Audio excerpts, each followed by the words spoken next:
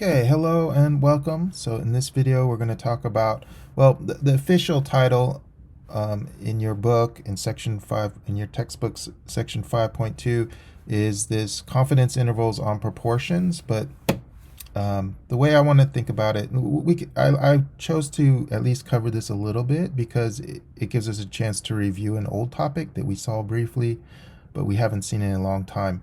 So let's go back to we're going kind of way back to one of our first distributions. In fact, the first distribution we studied in detail, the binomial distribution. And we have a different perspective on this distribution. So another way to think of this distribution is that x is really the sum of a sample size of n. Notice this n is the same little n that we've been using recently for sample sizes. And remember, the underlying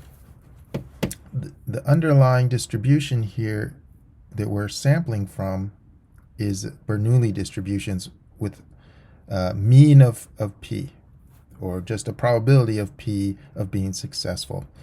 Okay, so now we have that's a different perspective on the binomial distribution.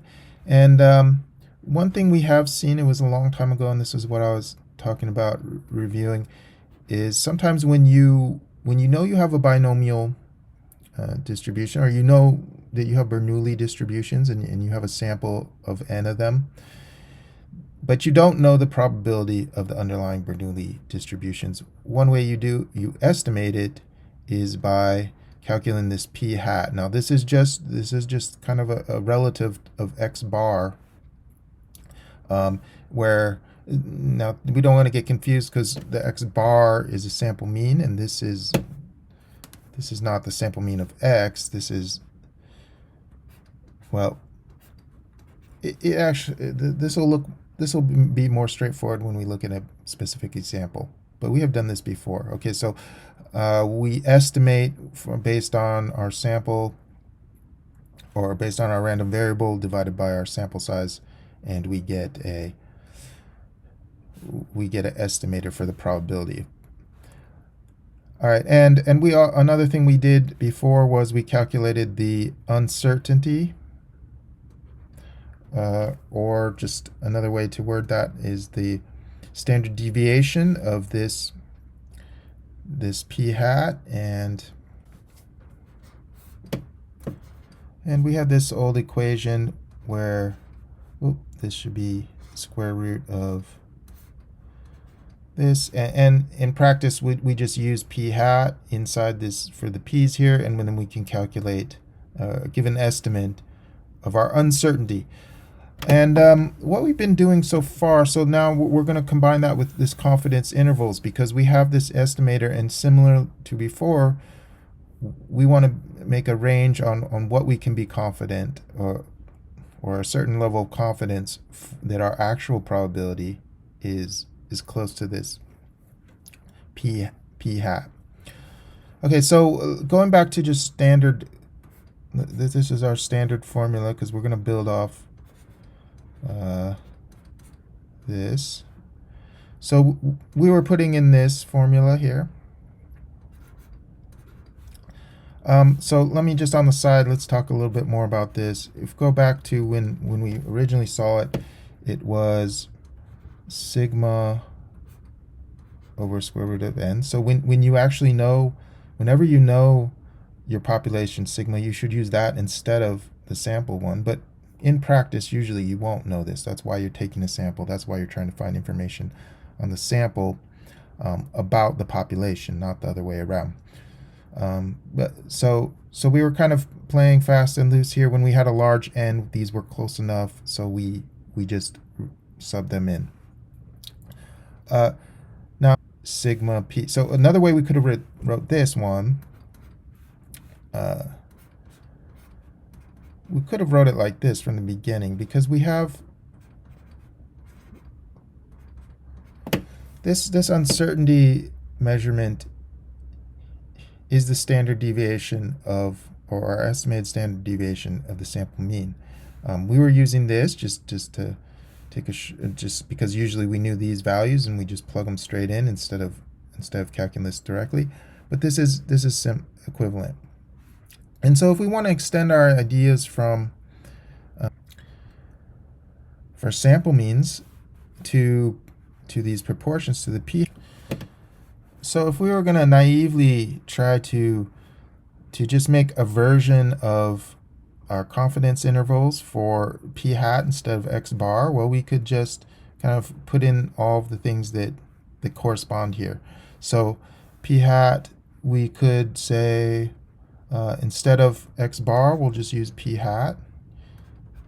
And then we'll still assume that it's normally distributed. And our sigma bar will change to sigma hat, sigma p hat. Okay, so and then we could do it even one more step. We have this expression for sigma p hat, so we could do this.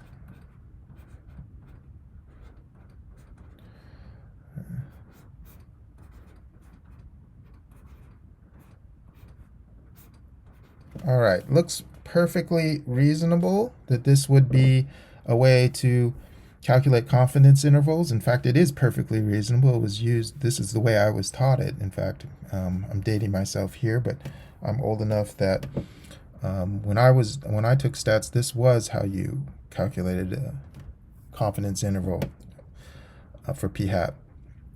But, and so this is kind of, well, I think this is very interesting. This has changed. So it's one of the very few. In fact, it's the only equation that I know that from my general college education has changed. And based on research. And the change is is strange as well. So let's just take a look at. Instead of p hat, we're going to use p tilde. And instead of n, we're going to use n tilde. And what do these things equal? Well, they have, all we're going to do is we're going to add 4 to n, and for p, instead of using this x over n, we're going to add 2 to x. And then this will be n tilde. Okay, so it's kind of like what we've done, basically what we've done is we're pretending that instead of our data being what it actually is, we're pretending that we had 4 more trials and that half of them were a success, or 2 of them were successes, and basically that implies 2 are failures. So where does this strange stuff come from? Well, it was calculated with a lot of computer simulations in, I'll give credit to the paper. In 1998 by Agresti and Cooley and Cool. Sorry if I'm butchering that name, but so these 2 statisticians wrote a paper. They did a bunch of simulations on computers, and they found that this estimate here, using these values here. Now we're just going to replace everything in here just with these things. So our confidence interval, instead of this, we're going to replace p hat with p tilde. And this part stays the same, except, well, p tildes and n tildes. All right, so I find it fascinating that an equation, just a standard equation, has been quote unquote improved. I mean, this is very much stats and not math. This was just experimentally found to be a better approximation. So it's very much an applied thing. It doesn't come from mathematical proofs, normal. So let's apply it. Let's apply all this stuff. We got a bunch of fancy notation and equations here, but let's actually look at a problem and see how we would apply this. Okay, so medication is given to 50 patients. 32 of them have a clear improvement in the condition. 95% confidence interval, or find a 95% confidence interval for the probability that the medication will work. Okay, so here we have n. That's our sample. Here we have x in terms of the binomial distribution underlying this. This is the value. In fact, I should say this is maybe x. Call this x1 because this is a specific value that we got from running this thing 9 times. In fact, this is the sum. In terms of x bar, it's the sum of x1 all the way to xn. Okay, so let's use this to get our n tilde and our p tilde. So n tilde is just going to be n plus 4, so 50 plus 4. And p tilde is going to be x plus, okay, so our specific value is 32. So let's, well, x plus 2 is the general one plus n tilde. So that's going to be 32 is going to become 34, and 50 is now 54.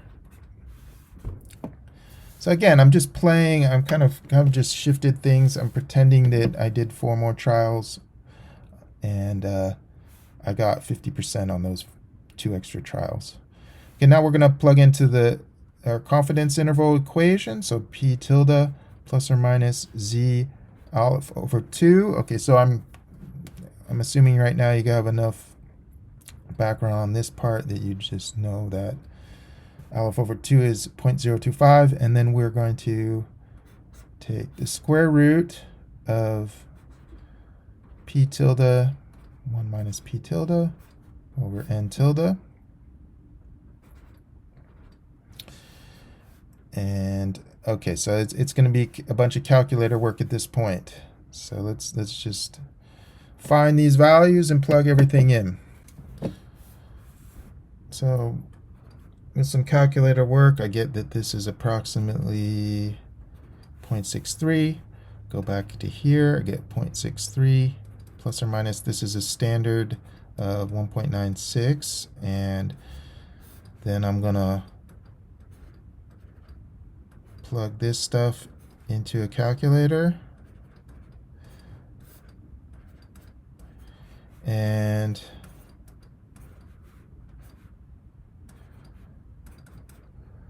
I get it's approximately 0.13. So my interval would be 0.5 to 0.76. So I'm 95% confidence based on this data that my actual rate of success for this medication is between 50 and 76%.